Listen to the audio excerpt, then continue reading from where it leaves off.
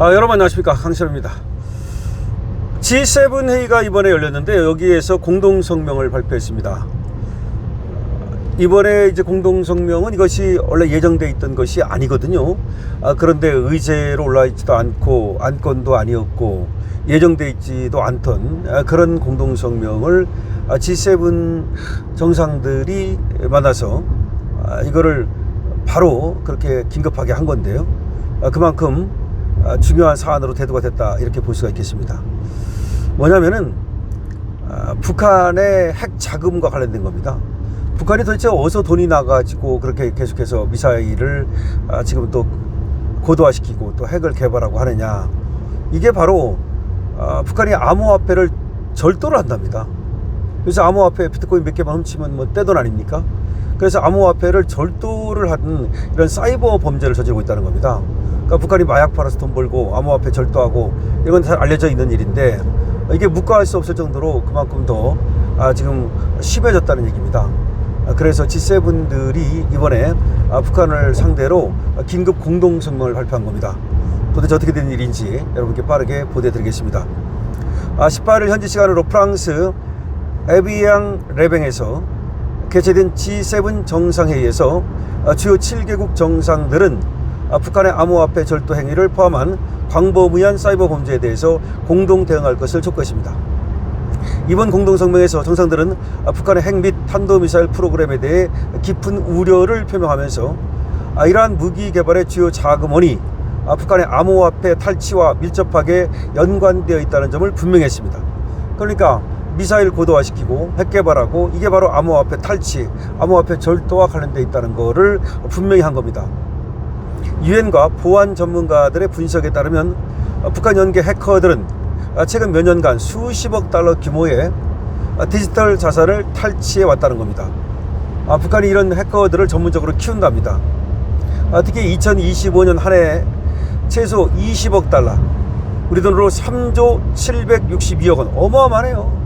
3조 원 상당의 암호화폐를 훔친 것으로 파악되며 현재까지 북한 관련 세력이 탈취한 총액은 최소 67억 5천만 달러, 10조 3,821억에 달하는 것으로 추산된다는 겁니다.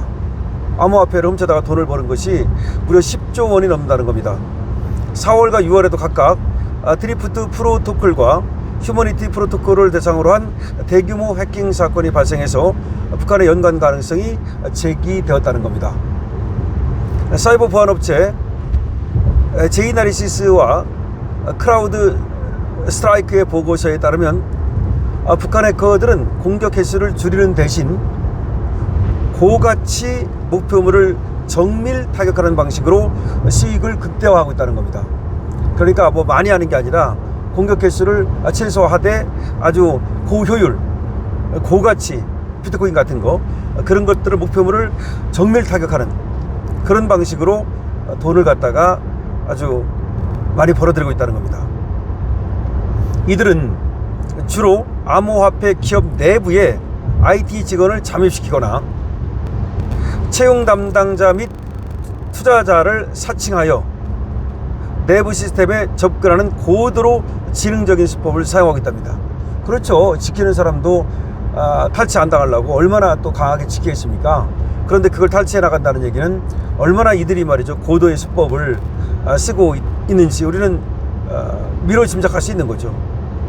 이렇게 탈취된 자금은 북한 정권의 군사 프로그램 자금으로 세탁되어 사용되는 것으로 분석되고 있다는 겁니다.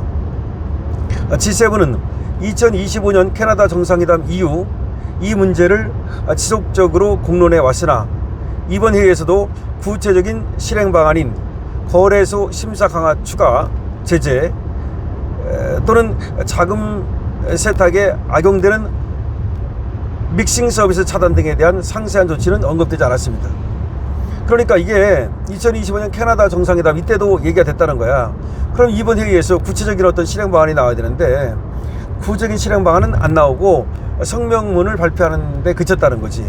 근데 성명문도 이렇게 긴급하게 발표한 걸로 보이거든요. 미리미리 준비한 게 아니라. 그러면 이게 말만 해가지고서 과연 북한의 이 암호화폐 탈취를 막을 수 있겠나, 그런 생각은 들죠. 그러니까 아무래도 거래소 심사를 강화해야 될 거고, 또 자금 세탁에 악용되는 믹싱 서비스를 차단해야 될 거고, 뭐 이런 조치가 필요하다는 얘기가 되겠습니다. 하면 북한은 이러한 국제사회의 움직임에 대해 강력히 반발하고 있습니다. 북한 외무성 대변인은 5월 조선중앙통신을 통해서 발표한 성명서에서 사이버 위협 주장은 미국이 유포하는 허위 정보이자 정치적 동기가 담긴 중상모략이라면서 관련 혐의를 전면 부인했습니다. 그러니까 자기들은 암호화폐를 탈취한 적 없다. 우리가 뭐 암호화폐를 탈취해가지고서 그걸 군사적으로 쓰느니, 뭐 미사일을 개발하느니, 핵을 갖다 개발하느니 그런 얘기 하는데, 그거는 중상모략이다. 그런 식으로 또 반발하고 있습니다.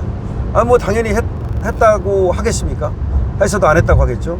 근데 G7 정상회의에서 이걸 긴급 의제로 삼았다는 얘기는 그만큼 이것이 중하다는 얘기겠죠. 상황이 말이죠.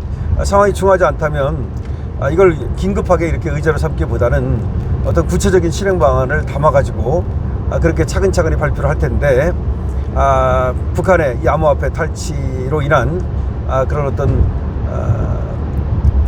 군사 자금, 이것이 굉장히 많이 쌓이고 있는 것이 아닌가. 그러면 돈이 뭐 지금까지 한 10조로 추산된다고 그러는데, 그럼 그 돈이 다 어디 들어갔겠습니까? 결국은 김정은 통치 자금으로 들어갔을 거고, 또 핵 개발 자금이라든지 미사일 개발 자금으로 들어갔을 것은 뻔한 거 아니겠습니까?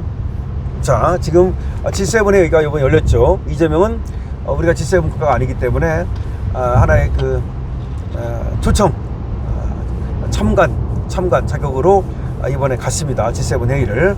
그런데 거기 가서도 말이죠, 이재명이가 왕따가 됐다는 얘기가 있는데, 뭐 영어를 못해가지고 말이죠, 전혀 뭐 사실상 정상들과 이렇게 자유로운 프리토킹 같은 것도 안 되고, 그러다 보니까 또 꼬다른 본인짝 아니었냐 이런 얘기도 있는데, 지금 또 좌파 언론들에서는 말이죠, 트럼프가 뭐 이재명을 갖다가 굉장히 뭐 아주 그 관심을 갖고, 트럼프가 오히려 이재명을 따라다녔다, 이재명 있는 곳에 트럼프가 뭐 가려고 또 이렇게 하고 그랬다, 그런 식으로 지금 또 광을 팔고 있더라고요. 그러니까 이재명이 나타나니까 거기서 아주 트럼프의 관심이 온통 이재명에게 집중됐다, 뭐 그런 식으로 말이죠.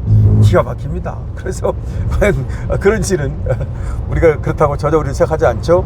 아마 이재명이가 이런 저런 식으로 어떻게든지 트럼프의 어떤 환심을 살려고 했겠죠. 물론 트럼프는 이제 이 사람이 이제 거래에 아주 능한 사람이니까 겉으로는 이제 립서비스 해주면서 얻을 거 다 얻으려고 이재명한테 조금 관심을 가졌을 수는 있어요. 근데 트럼프는 원래 그런 사람이에요. 겉으로는 립서비스 다 해줍니다. 김정은한테도 말이죠, 최고의 지도자니 뭐 이런 식으로 찍혀서 하는 거 못 봤습니까? 그러니까 그런 사람이라는 걸 알아야 되는데, 지금 뭐 트럼프가 이재명한테 관심이 있었다는 식으로 얘기를 하는 저 좌파 언론을 보면 정말 한심하다 이런 생각이 듭니다. 어쨌든 간에 이번에 G7 회의에서 G7 국가들이, 우리는 뭐 거기 끼지도 못하는 거고, 이재명이 딱 와 있는 그 자리에서 말이죠, 북한에 대해서 충격 공동 성명을 발표했고, 그리고 암호화폐 탈취 이걸 갖다가 좌시하지 않겠다, 또 그렇게 얘기했다는 거는 아마 상당히 의미가 있지 않나. 이재명은 분명히 북한을 옹호하거나 또는 뭐 변명하거나 그랬을 가능성이 있는데, 그럼에도 불구하고 하여튼 G7 국가들이 북한에 대해서 분명한 경고를 또 보내고 있다, 이렇게 볼 수 있겠습니다. 여러분들 어떻게 생각하십니까? 여러분들도 댓글을 많이 달아주시기 바랍니다. 그리고 댓글 여기가 없으시면 222번으로 2번 이겨라 주시고요. 그리고 좋아요와 구독도 부탁을 드리겠습니다. 강신태입니다.